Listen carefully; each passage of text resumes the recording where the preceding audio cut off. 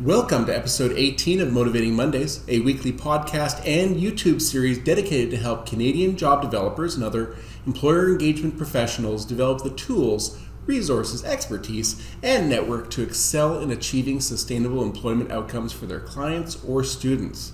My name is Christian St. Cyr. I'm the National Director of the Canadian Job Development Network, and today we're talking about how job developers, employer engagement professionals, and co-op educators can be far more effective working together than in isolation. Now, coordinating employer engagement on the community level is the best approach to increasing employment outcomes. I believe the expression, "a rising tide raises all boats," which is an aphorism often associated with the idea that an improved economy will benefit all participants. I'd like to extend this metaphor to job development.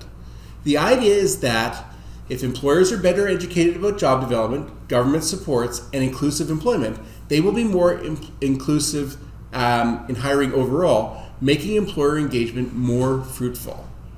Can you imagine what life is like for a small business owner?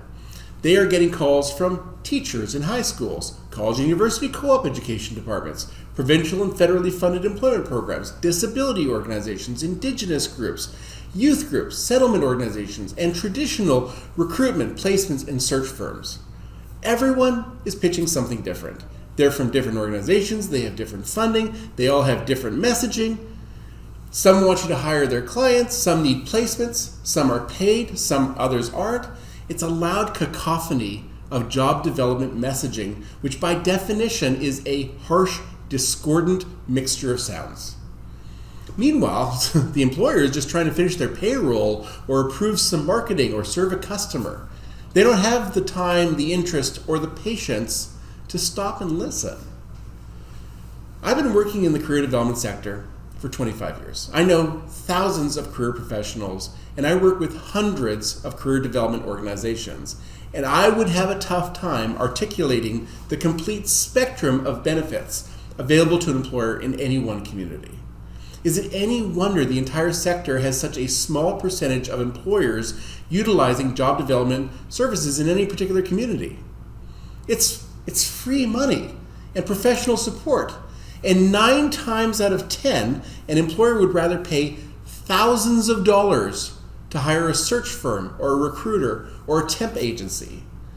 That is a $25 billion sector, which is more than 10 times as big as all funded employment programming in Canada. So have I got you on side? That if we work together, get on messaging, educate employers, collaborate, instead of placing 200 or 300 clients or students in a community, we could create employment for 500, 600, 800, or 1,000 people. Let me relate a story to you. Several years ago, I was working with a group of employment organizations to host an annual employer recognition breakfast for organizations that hire people with disabilities. While not all organizations, as part of this committee, worked exclusively with individuals with disabilities, it was at least part of the work that was being done by all of the organizations. In one of our meetings, each organization agreed to reach out to employers that they regularly work with to invite them to this event. At this point, I suggested, hey, what would really help people? What if we gathered together a master list of employers that have demonstrated interest in hiring people with disabilities in the past? We could post this online. You can share it on your websites. What immediately followed was deafening silence, with people awkwardly avoiding eye contact. Some people said something like, I guess we could look at that, something to think about in the future. People were relieved that to have the conversation move forward about something, anything else. Why were people so reluctant to do this? Because employer relationships are highly coveted by job developers and the organizations that they work for. I worked for an organization where I supervised a group of job developers for an entire year, and I tried to get them to coordinate their efforts to a central database where they could, and they resisted me at every opportunity because they believe that they own their employer relationships. It's currency. It's what makes a job developer or employer engagement professionalist or a co-op educator more attractive if they end up going to work for someone else. Not saying this is what drives everybody's motivations, but it's certainly a factor. Do you know what I learned from working on that committee to organize that employer recognition breakfast? They're all working with the same employers. They have the same contacts. Employers treat job developers like they treat an online job search website. Let's post the job on as many as possible and get as much as we can in terms of potential candidates. In this way, employers who are already open to job development supports have demonstrated that they're willing to learn more and utilize the services. Our goal is to try to grow this group, and being proprietary about it limits our success. I believe with effective communication and coordination, we can broadly expand this group of interested employers. With my background in labor market information, I've been privileged to speak at conferences and which gather together, among others, high school career guidance staff, college and university co-op educators, federally and provincially funded employment organizations, disability organizations, settlement organizations, indigenous skills development organizations. They have been incredibly warm and welcoming in terms of learning about the labor market. But what struck me about each one of these groups is they don't spend a lot of time thinking about those other groups. Unless, of course, those other groups receive a similar pool of funding that they get. And yet, they are walking into the very same employers in their communities, portfolio in hand, talking about a unique set of job development supports that they provide. So how do we better communicate and organize our activities? What can we do as a group, and what is absolutely essential that we do on our own? Now, we're in the process of organizing the National Networking Day for Job Developers. It's taking place on September 19th. And in many ways, this is the first step. If you look at the agenda for the National Networking Day, we have a 1-hour segment called Coordinating Community Employer Engagement. This is exactly what we want to talk about. I'm going to give you 14 specific activities that you can work on with other employer engagement professionals in your community, which will bring clarity to the work employment support organizations are doing and raise the profile of inclusive hiring within your community. So number 1, job development mastermind groups. My hope is that every community that meets on National Networking Day in September forms their own mastermind group for job development. This opens the door to communication. It allows everyone in the community to learn more about what everyone else is doing and create strategies to work together to promote inclusive hiring across the board. Number 2, employment service resource guide. It would be helpful to have a 1 or 2-page guide to all of the employment supports in your community and which organizations are providing them. This would be valuable to share at business meetings and at job fairs where multiple organizations are participating. Number 3, joint social media sharing. Help create awareness of employer supports by liking or tagging what everyone else in the community is doing. Algorithms reinforce messages that are viewed and shared by multiple users, so it's going to be valuable for you to both tag other organizations in the career development sector, but also like and share what they're doing whenever possible. Monthly press releases. If you form a job development mastermind group or some sort of committee for community employer supports, prepare a monthly press release acknowledging all of the organizations, but sharing some of the challenges which local employers are facing and how the employment services community is supporting them. By having multiple agencies support these press releases, you'll get better uptake in mainstream media as well as in the community as a whole. Number 5, monthly labor market reports. Work with your local Chamber of Commerce or your Board of Trade to produce a monthly labor market report utilizing monthly employment stats, but also sharing insights from local employers. This can be added to the monthly Chamber newsletter or possibly for speaking engagements as a tool that garners interest from leaders in the community, from major employers, or even elected city councilors. Coordinate client or student service. While you may not be aware of all of the job development supports in the community, there may be training, wage subsidies, collaborative skills training that can benefit every organization's client group. Are there opportunities to work together? As you learn about these things, you may be able to work together to better support your clients and students in the community. Organize cross-agency training. Each employment service organization in your community has a special subject matter knowledge. Perhaps your college or university has expertise in student loans, or your local disability organization has a background in assistive technology. You can organize events where you invite your clients or students, they invite their clients or students to learn more about this expertise. Business organization presentations. If there is an organization luncheon or gala coming up, you may want to present as a group, highlighting what makes each organization different. This would be a classic example of how you can share your employment service resource guide with contact information for all of the organizations and members. When employers see that you are well organized, they may be more open to what you're sharing. Number 9, employer sharing sessions. It may be helpful to host a once-a-month information session for employers on what each organization does and how they can support them.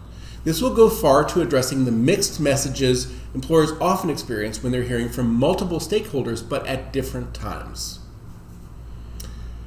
10, inclusive hiring acknowledgement months.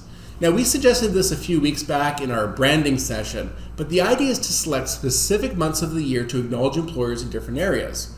For instance, we already acknowledge disability employers in October, but why not great youth employers in April, newcomer employers in July, or great employers of Indigenous workers in September? Number 11, create a multi-agency job fair. For many organizations trying to organize multiple job fairs throughout the years, it's a major challenge. Why not organize a few big job fairs throughout the year where all organizations collaborate on planning, marketing, and cost sharing? The event will get better attendance, more exposure, and greater employer buy-in. Cross-promote job postings. Many times employers are looking for someone for a specific job, and job developers can only bring them a small handful of candidates. If none of them meet the employer's expectations, why not share the job postings with everyone in the group? At least the job will go to individuals who have challenges with obtaining employment rather than the employer simply going out and posting the job on Indeed. Create an employer watch list. Now, we've all experienced bad employers. Organizations that took advantage of vulnerable workers, failed to pay what they agreed to, treated people poorly. I don't think we should publicly shame them, but I would certainly say they should be reported to the Provincial Employment Standards Branch and or to the Better Business Bureau. But beyond this, it might be helpful to create an employer watch list, which is entirely for internal use, but cautions job developers about specific past clients who've had bad experience with employers, particularly those situations that were set up by a job developer. The last suggestion, number 14, create a citywide database of employer engagement. Now, creating a cross-community employer database is the most controversial suggestion I have, but if you hear me out, I'm sure I can share some benefits. If you work with 2 or 3 other job developers, or frankly, with 10 or 12, you keep an internal database to ensure you're not contacting the same ones or cross-communicating. Doing this on a community basis will allow you to do the same thing. I'm not saying you should replace your own database or create a framework for community, just to create a framework for community engagement as well. It will hold, if it only holds the names of contact information, at the very least, it would save others time, and as the database grows, it will save you time as well. I genuinely believe that if you work with other career development organizations in town to create more communication and better collaboration, you'll raise the profile of job development in the community and thereby improve your outcomes across the board. This said, before we wrap up, I think I need to draw a clear line of distinction. According to Montgomery Burns from The Simpsons, and by the way, I don't make Simpsons references very often, but I think this one is very apt. You see, teamwork will only take you so far. Then the truly evolved person makes that extra grab for personal glory. Now, I'm sharing this in humor. It's truly cynical, and it runs contrary to almost everything I've said so far today. But there is a hint of truth in it. When you are communicating with employers, that is your time to shine. You're not there to market other employment programs, clients or supports. You're there to put your organization and your clients or students first. Yes, You'll be sharing information about other employment supports at public events where other organizations are present. This demonstrates you are resourceful and improves the opportunities for your clients to obtain employment. But when you are actively engaged in one-on-one employer discussions, you need to prioritize what you do and your clients or your students. Collaboration and communication isn't about getting everyone an equal share of the employment pie. It's about raising the playing field for all employer engagement professionals so that when you contact an employer, your work is seen as more legitimate, your clients as more capable, and your supports as more valuable. Before we wrap up, we've had fantastic registration all month for developing a comprehensive approach to job development. We have one session for each time zone. It's happening September 8th to 12th. I just want to remind you that this Thursday, July 31st, we've got 4 days. It's the final day to register and still get the 35% discount on early bird registration. If you'd like to know more, just visit jobdevelopment.org/ProD or click on this QR code. We are also still taking organizations to host the National Networking Day for Job Developers on September 19th. If there isn't a session happening in your community, I'd really encourage you to consider hosting one. If you want to learn more, just visit jobdevelopment.org/sponsors or click on the QR code. Thank you so much for joining us. Please click the like or subscribe button in your platform. Check us out on other podcast platforms. We'd also love it if you could rate or review this podcast. Now, we do these sessions live and for free every Monday morning with job developers from across Canada using Microsoft Teams, and it would be so great if you could join us. Just go to jobdevelopment.org to learn more. If you have any questions, just send me an email, info@jobdevelopment.org. Thank you so much for your time, and I hope you have an amazing week.